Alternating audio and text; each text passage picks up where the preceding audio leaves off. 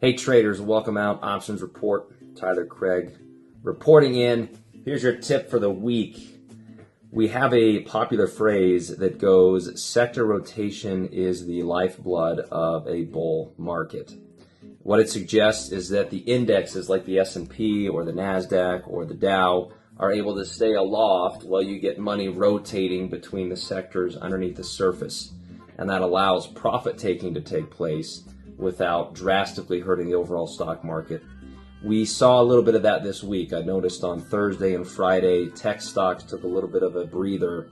Meanwhile, you had other areas playing some catch up, like the Dow, like metal and mining stocks and energy. Provided we continue to see that type of rotation, as opposed to all the sectors selling off, that should bode well for the market moving forward. And that's always something we want to keep track of as you see money move from one sector to another. Widespread selling would definitely put up some red flags, but when you see one sector pause or pull back while another sector picks up the slack, that type of behavior is bullish and bodes well for the market going forward.